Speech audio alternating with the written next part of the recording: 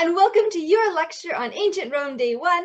Welcome to Rome. Grab your student notes and use them to follow along and fill in any blanks that you missed in class. During the 8th century BC, when the Greeks were for the first time writing down as literature those epic poems that had been passed down from generation to generation, when the mighty Assyrian warriors were traveling on foot and on horseback in iron boots across the Near East, besieging anyone who dared resist them, in a land called Italy, on the banks of the Tiber River, a small city was being founded that would grow to be one of the most powerful and influential of the ancient world. I speak, of course, of Rome. Rome was the capital city of the Roman Empire and is still the capital city of Italy today. Rome is located by the Tiber River amongst 7 hills in an area of Italy that used to be known as Latium. The Tiber River provided Rome water, easy access to trade, and a great line of defense. In fact, in the early days of Rome, she only had 3 walls around her city. She used the Tiber River as her 4th wall. A city as proud as Rome had to have an equally proud origin story. Over time, the myths of Rome's founding became interwoven into one cohesive and epic narrative. The story of Rome's founding begins with the Trojan War. You'll remember the Trojan War is that 10-year-long war between the Greeks, possibly the Mycenaeans on one side, and the Trojans on the other. After a 10-year siege with no clear victor, the Greeks managed to win through deceit. They hid inside a wooden horse, and when that wooden horse was pulled into Troy and everyone was off celebrating, they spilled out and burnt the city down. Some of the Trojans escaped the flames that night. One of them was a Trojan prince named Aeneas, a pious man driven by duty to his gods and his family. He managed to escape the burning city with his household gods, his aged father Anchises on his back, and his young son Ascanius. He left with a small group of his men, and after a series of journeys to rival Odysseus's, managed to make it to Latium. There, he married the Latin king's daughter and founded a line of kings, the kings of Alba Longa. One of the descendants of the kings of Alba Longa was a beautiful princess named Rhea Silvia, who got into trouble when Mars, the god of war, visited her. Mars didn't bring Rhea Silvia war, but he did bring her twins, and that was a major problem because Rhea Silvia was a Vestal virgin. She was supposed to guard the sacred fire, not have children. The punishment for a Vestal virgin who broke her vows was to be buried alive, and neither Rhea Silvia nor her father Numitor wanted her to suffer that fate. So her father ordered that the twins be killed. The servant charged to carry out that task took pity on the twins and put them instead in a basket which he floated down the Tiber River.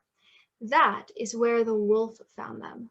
Things might have gone badly for the twins, except that the wolf had just had cubs of her own, and she saw these babes as simply another addition to her litter. When a shepherd found the boys years later, they were naked and playing happily among their wolf packmates. The shepherd took the boys in and raised them as his own children. And if you're seeing shades of Cyrus the Great here, you're not wrong. A lot of these heroic origin stories have similar themes. In any case, the twins, Romulus and Remus, went on to found the city of Rome in 753 BC. It was not a peaceful founding. In fact, Romulus slaughtered his brother Remus when Remus dared to suggest that they should rule the city together. The origin story of Rome is interesting in and of itself. It's a cool story, but it's also interesting because of what it shows about the Romans' character. Aeneas was a dutiful and pious man who time and time again sacrificed his own personal feelings and desires in order to do what he believed was right. And the Romans saw themselves as being dutiful and pious people who held sacred their laws and their gods. Aeneas was a Trojan, but that didn't stop him from marrying a Latin princess. This mingling of peoples was set a standard for the Roman people. Roman society was a melting pot full of different peoples and cultures. And finally, the slaughter of his own brother, Remus, showed a ferocity that would underlie many of Rome's future actions. Tragically, I don't have time to go too deeply into Roman society and culture for you today, but I figured I'd hit on a couple points anyway. First is language. The Romans spoke Latin, lingua latina, a mellifluous language from which we get our alphabet and about 60% of our words. The Romans loved their language too. The literacy rate in the Roman Empire was actually pretty high, relatively speaking. Both men and women, especially of the middle and upper classes, could read and write. In fact, writing was so common that there were signs on walls warning people not to graffiti on them.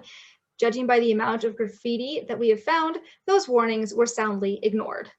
Although wealth was generally more important than background in Roman society, there were two main classes of citizens: the patricians, who were the nobles, and the plebeians, who were everyone else. Everyone loves to be entertained, and the Romans were no exception. The Romans were huge fans of spectator sports, including chariot races, gladiator fights, and although not really a sport, the theater. The military was also very important in Roman society. Every non-slave male could be called up to fight, and the best way to gain popularity and political power was through winning battles. Possibly due to its melting pot nature, you do start to see more social mobility in Roman society than you do in many other ancient cultures. Although still very difficult, it was possible for people to move between social classes. Even ordinary people could become important if they could become rich or successful enough. And astonishingly, freed slaves became citizens with the right to vote. I mentioned the word melting pot. That's because people from widely different backgrounds and parts of the world could become Roman. In addition to offering citizenship to freed slaves, Rome also sometimes offered it to the peoples of conquered lands. In addition, Romans were willing and eager to learn from other cultures. It's said that Rome learned how to build ships by studying and reassembling one from a different country that had crashed on her shore. The Romans ended up conquering Greece, and they knew a good thing when they saw it. The Romans valued Greek culture so much that they copied Greek statues, used Greek literature and architecture as a model for their own, and even bought Greek slaves to educate their children.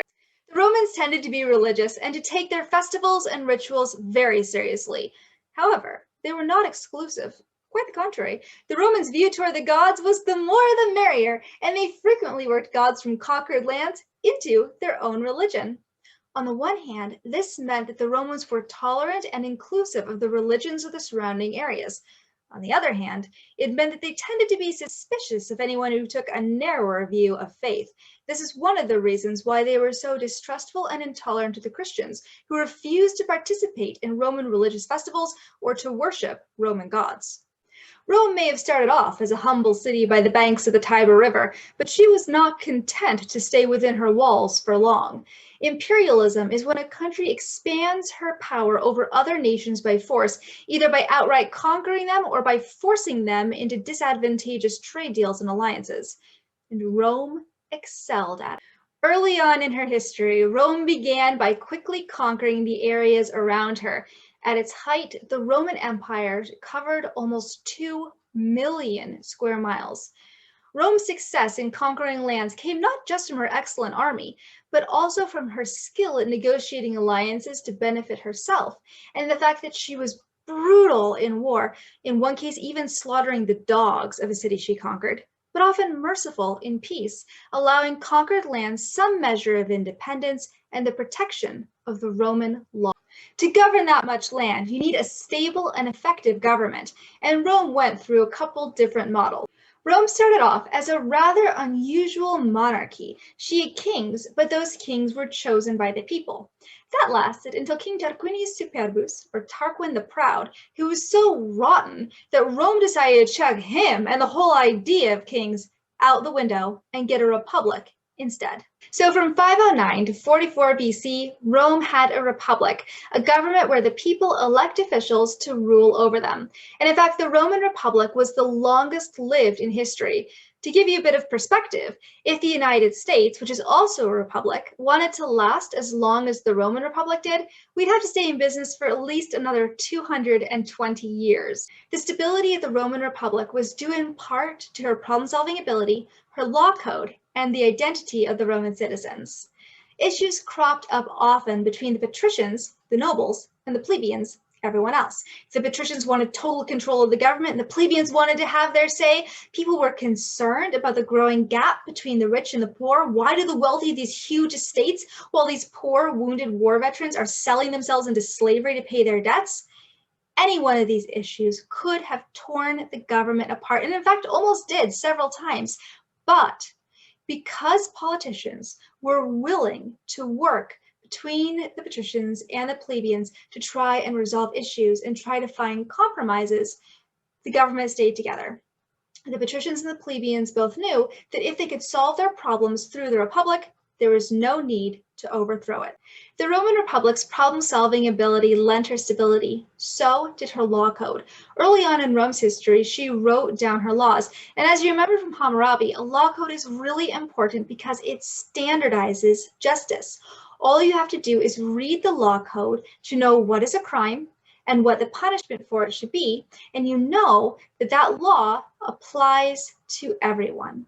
When people feel like they can get justice within the existing system, they don't feel the need to overthrow it.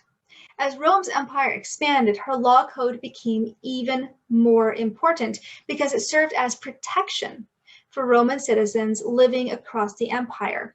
Under the Roman law, you knew that whether you lived in Syria or in Greece or in Italy, you would be treated the same under the law.